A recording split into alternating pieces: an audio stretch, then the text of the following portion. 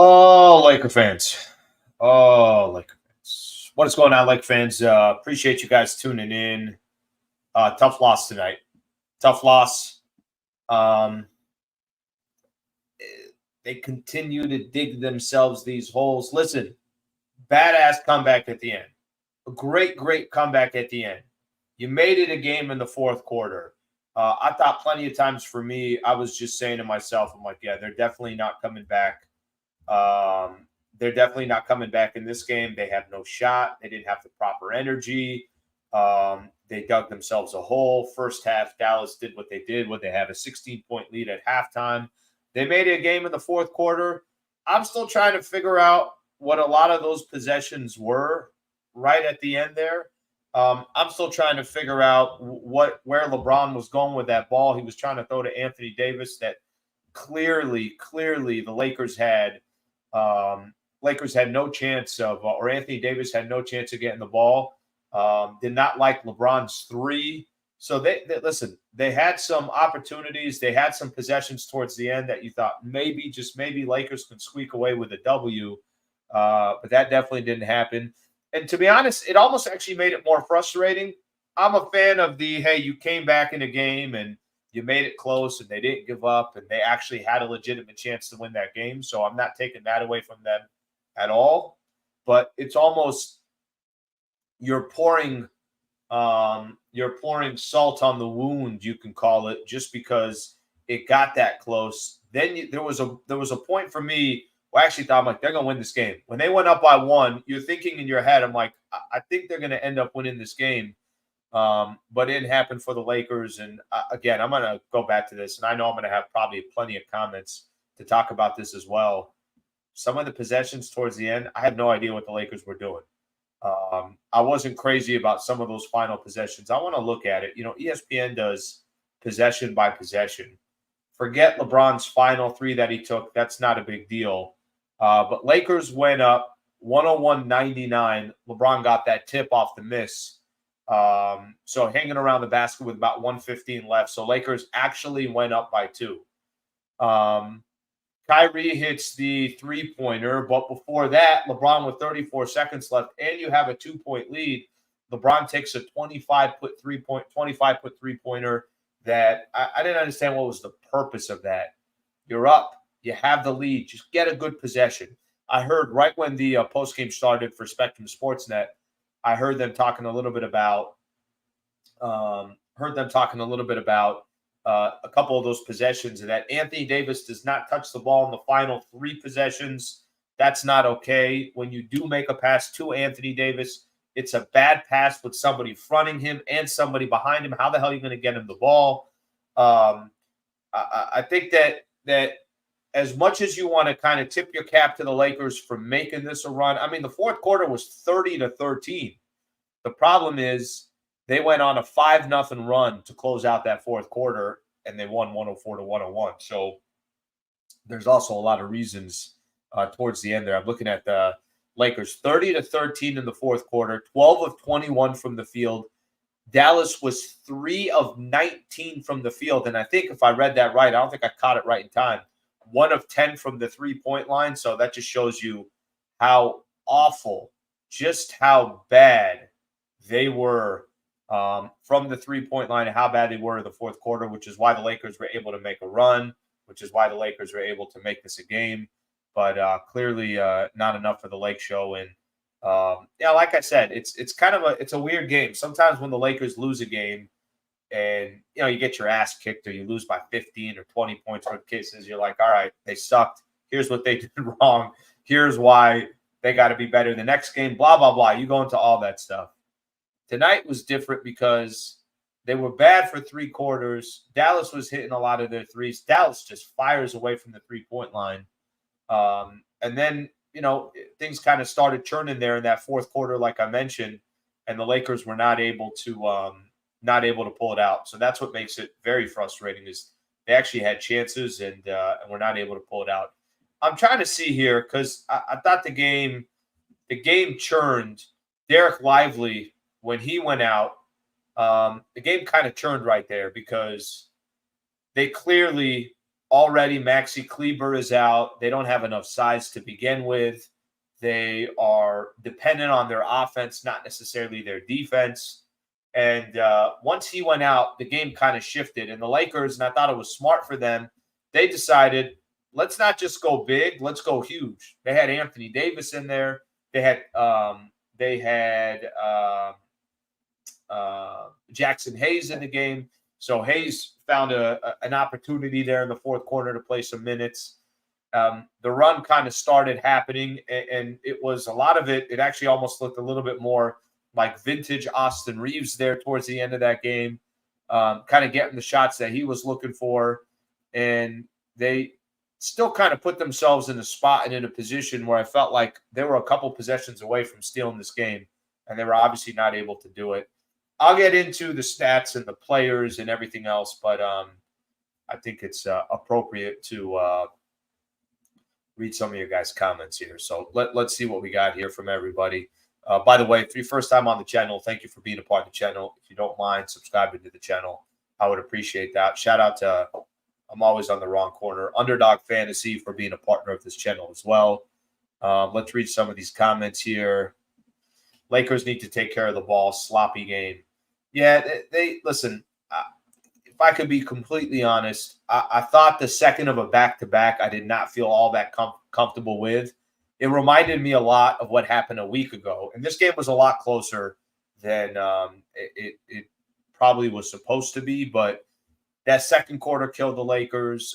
Even the first and the third quarter, you're basically giving up 30 points a quarter leading into the fourth quarter where they only gave up 13. But the sloppy part of it, I just want to see with the turnovers. How about this? That's a crazy stat. Lakers 13 turnovers, not bad. That's not bad, actually.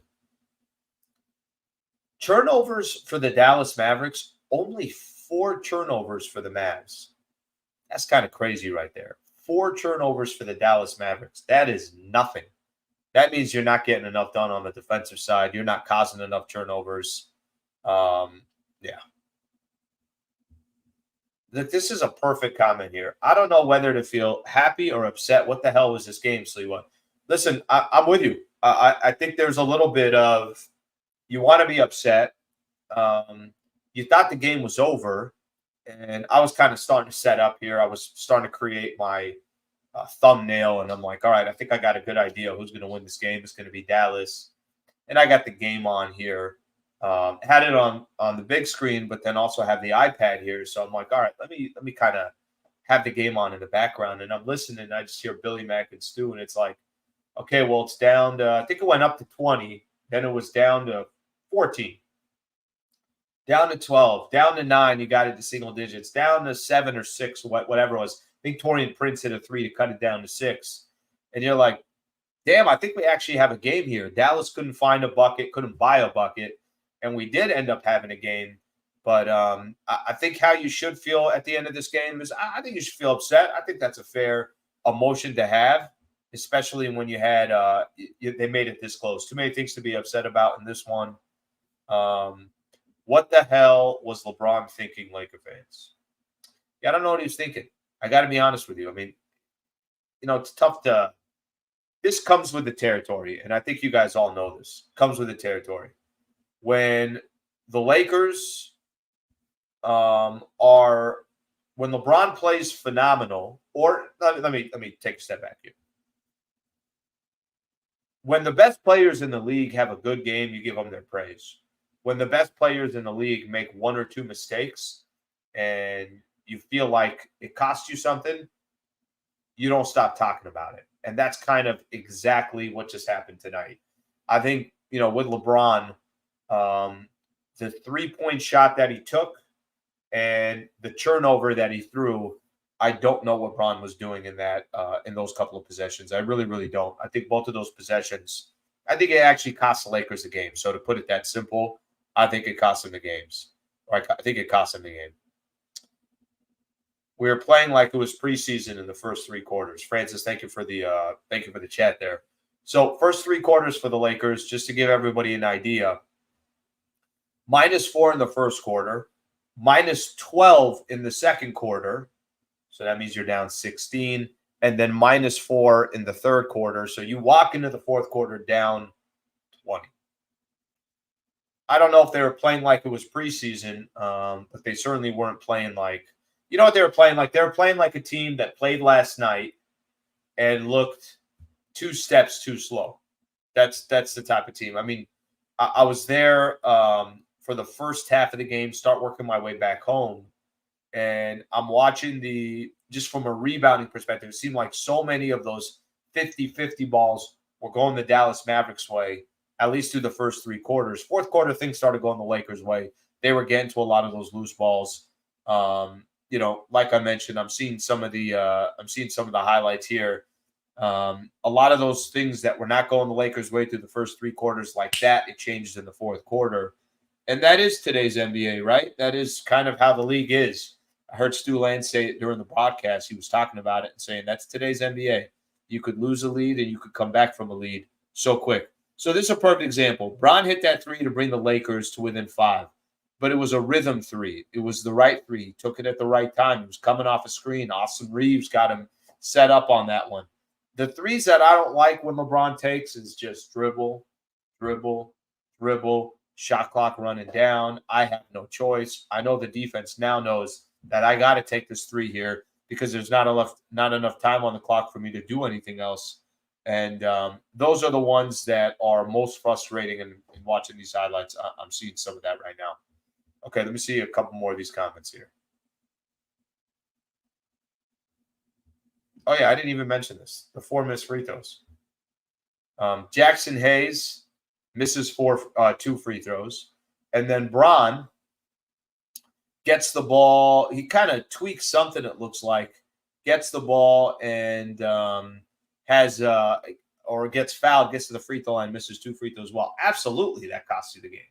No question about it. That's one of the main things that costs you the game. I'm trying to see that other 3 that he took. Taurean Prince with a nice bucket here. I want to see what the situation was when Bron took that other 3 because I thought that was, definitely a killer for the Lakers. But regardless, that was very frustrating. I think I lost a year of my life watching this one. Wesley, I think a lot of people are with you on this one.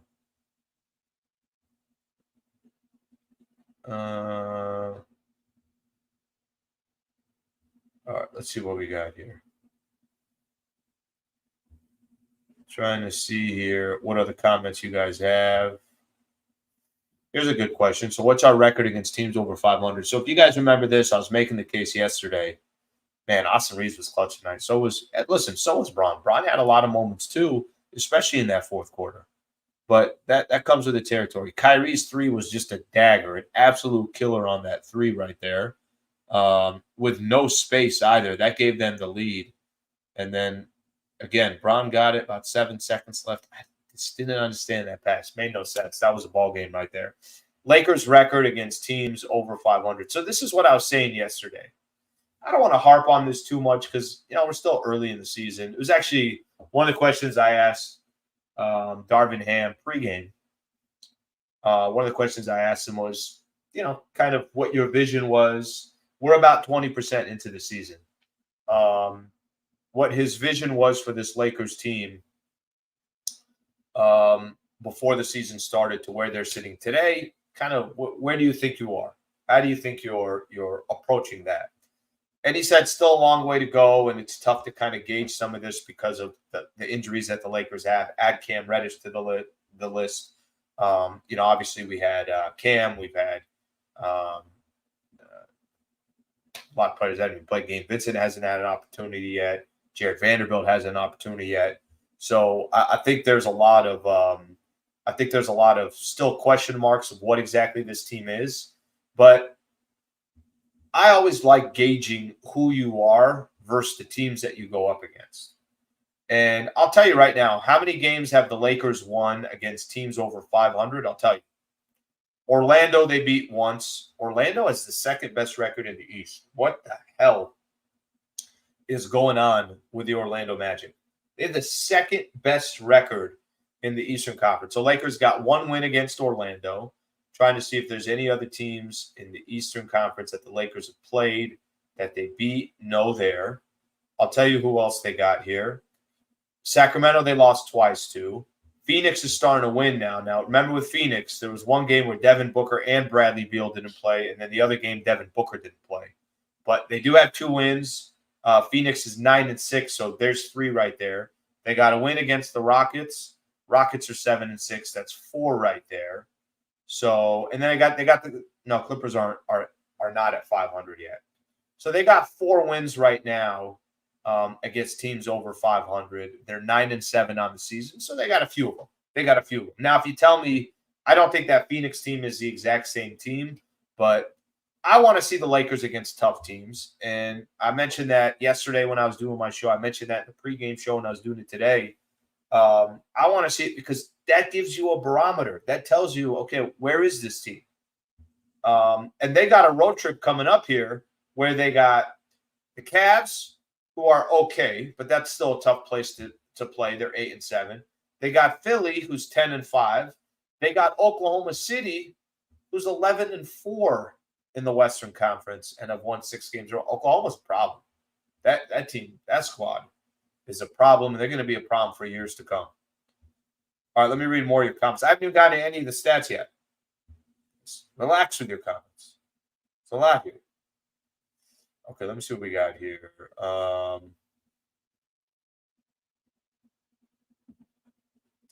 I don't mind, David. I appreciate you putting in your peace of mind there.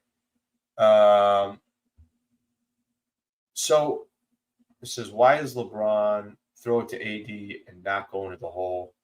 What the hell? I don't mind Bron trying to find AD. I really, really don't mind Bron trying to find AD.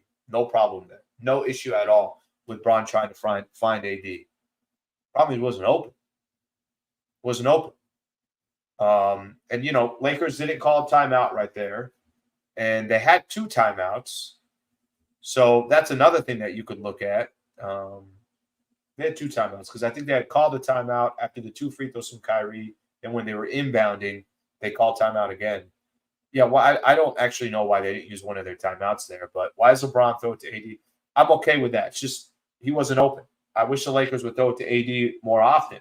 He clearly was not open. And it was not something that was,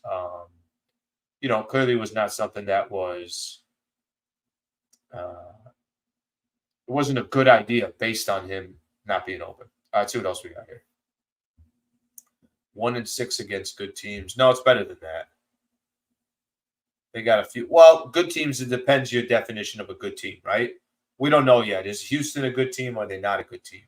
Orlando seems like they're off to a great start. Phoenix, we think, is going to eventually be a really good team. So I see a lot of this, by the way. Kobe with a fadeaway game winner. Yeah, that was Kobe. Obviously, Kobe, one of the greatest closers at the end of a game. But Bron is also 38 years old, about to turn 39. That's special in itself, if you know what I mean. After the 3, Kyrie down, why not call timeout? Sometimes we like coaches field game. Well, I'm not arguing that one. There's a lot of times where I don't disagree with you that not using that timeout there at the end is certainly something that hurt the Lakers. Okay, let me try to catch up on some of these comments because I'm impossible for me to catch up on these. Like Travis Rogers says, it's a fake comeback. Thank you, Francis. I appreciate the super there. No, I disagree with that one. Not tonight. It's not a fake comeback because they got a chance to win. The fake comeback is when you were down 20 against the Sacramento Kings or 24 going into the 4th, and they cut it all the way down to 9, and then you ran out of time, or Sacramento made a couple buckets after that. That's a fake comeback. That's a fugazi comeback, as we like to say it. All right. Appreciate you on there. All right. Bargain shopper. We can't win back-to-back games. We can't win back-to-back games. They got 15 back-to-back games this year. I think the average is 14 in the league, and the Lakers got 15 of them. When's the next back-to-back we have? So we already had a back-to-back, Sacramento, Orlando. We lost to Sacramento. We won the Orlando.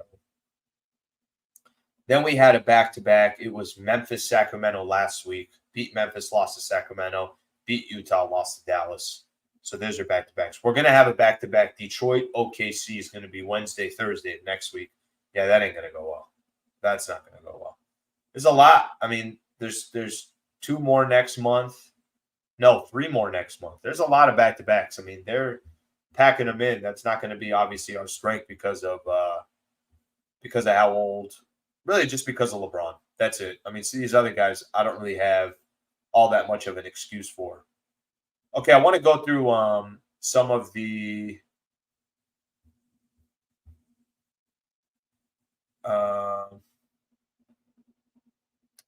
I want to go through some of the stats here. I didn't even really get a chance to see some of the stats. We kind of just jumped right into it. Just jumped right towards the end. By the way, appreciate you guys all being a part of the show.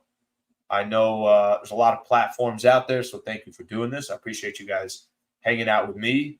And whether you're watching live, I get a lot of people that watch after the live stream is done, so thank you for doing that as well. Okay, so something that we really haven't talked much about. AD played 36 minutes, 10 shots. 10 shots. That's not enough. And, to be honest with you, the 14 rebounds, awesome.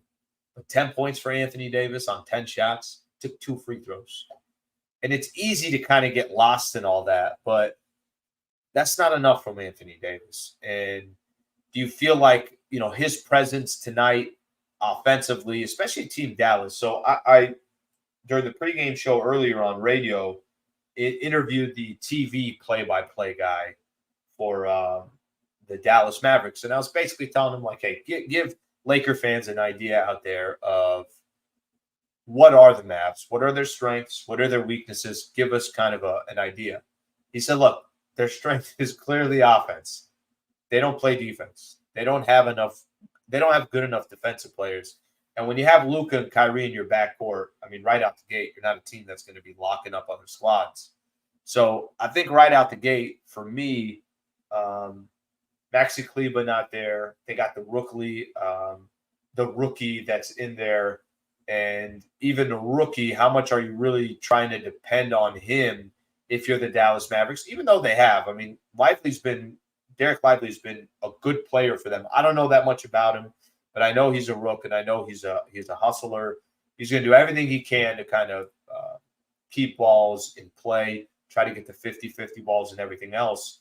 But AD can't eat in this game against the Dallas Mavericks team that is not that good. And tonight they needed offense. Only had 101 points. Only had 101, and 101 is by scoring 30 in that fourth quarter. So they're coming into the fourth with only 71 points. 10 shot attempts for AD, 2 free throw attempts for Anthony Davis, 10 points for Anthony Davis. I mean, I don't have to sit here and tell you guys that is clearly not enough. You know what I mean? That it just clearly not enough. All right, let me see here.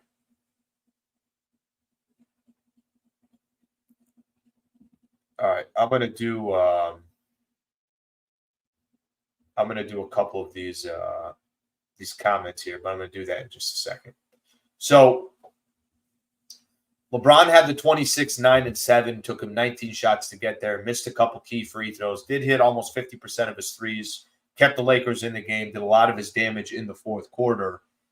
So give him all the credit in the world there. I thought Austin Reeves had a nice game as well with his 17, 6, and 6, shot 50% from the field, was a big key of helping the Lakers come back. D'Lo had some moments. And really, it was nice to kind of see a bounce back game for Taurean Prince. Taurean Prince has been really, really bad. I swear every time I look, he's 1 of 8, 1 of 11. So it's good to see Taurean Prince get some buckets in 2. He had 14 points. But overall for the Lakers, they've had a consistent issue all season long. They don't start games well. They dig themselves holes. And even if they attempt to try to make a comeback, that's not the way you win basketball games. It's just not. That's not going to get you where they eventually want to be. Luke on the other side had 30, 12, and 8, but he took 26 shots to get there, so he wasn't efficient. Kyrie had the dagger 3. but he had 28, shot 50% from the field. So their main guys did what they did. So no real surprise there. That's exactly what they do. Okay, let's see what we got here. Where did I get the shirt? I got this shirt actually just at one of the late games. I have so many of these promo shirts, and I never wear them, so I'm going to start wearing them. Okay, let's see what we got here. LBJ can take anyone to the basket. We don't expect to do it all games, just the last play. Yeah, listen, I get it. People want to be mad at Bron. I understand that, and I'm not, to be honest with you. What are we going on here? Let's give that dude a second there.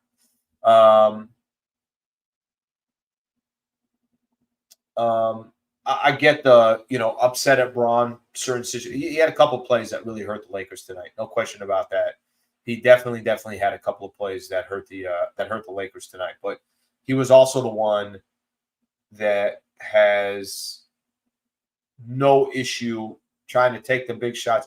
There are times where I'm just waiting for Anthony Davis to say, "Give me the damn ball and let me kind of do my thing." And how often do we really see that? I don't think we ever see that.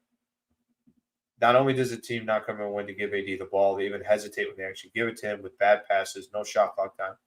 Yeah, I'll give you that. But LeBron's pass to AD was there was no excuse for that one tonight. AD is trash when you guys just accept it. Well, he's not trash because he gives you about 25 points a game, about 12 rebounds, goes on the other side of the floor. Gives you about 3 blocks a game. So by definition, that's not exactly trash. Not exactly trash. Okay, let's see what else we have here. Easy answer, Turkey. I mean, that's an easy answer. Easy answer. Easy answer. Now, actually, it's kind of funny. Coming into tonight's game, no idea what the Lakers were going to do. Just kind of like, all right, we roll with the punches. But there was part of me that thought that the Lakers, kind of towards the end of the game there, I thought they had a legit chance to win it. And I'm like, that's going to be kind of nice, right? Lakers get a quick W here. Then you kind of figure it out from there. All right, we can go into Thanksgiving and just kind of kick back and relax and enjoy our football and everything else. But that did not happen. Okay.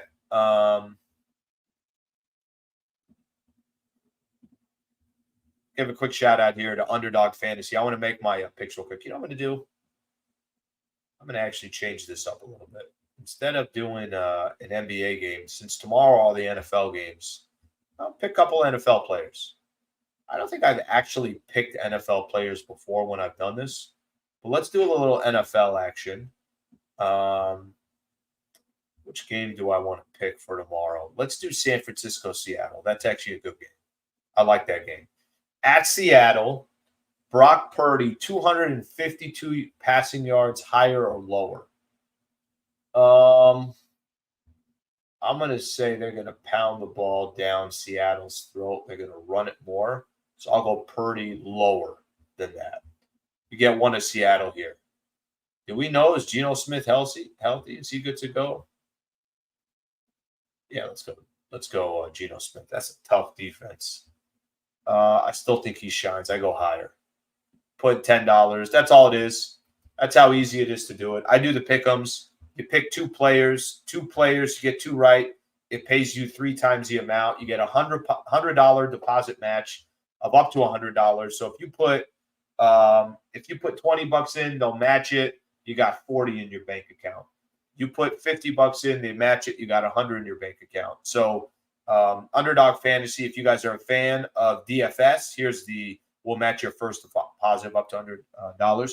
Just put that code HoopsLA. If you guys are a fan of daily fantasy sports, please try Underdog Fantasy and put my code in there. The channel will get credit for it. And as I obviously try to build out the channel, and we bring on different partnerships and everything else, this is a big part of it as well.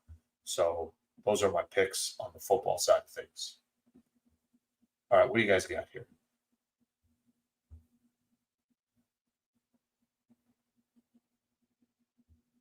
The Mavs shut down AD today. You're right. They did. Underdog fantasy, code word. You play 48 minutes to win 135 seconds left by 2:35 seconds in front of you. Got it, LBJ. Yeah, that's the biggest part is you play 48 minutes and the Lakers fail to play 48 minutes. They really do. That's not something that they've done on a consistent basis. Completely haven't done it. Okay, Laker fans, that's all I got for tonight. I think 30 minutes on the nail is good enough right there. Hope that you all have a great Thanksgiving. Thanksgiving and this weekend is a great time to spend with family. It's a great time to obviously recharge the battery if you're not working. So I hope you guys genuinely have a great Thanksgiving.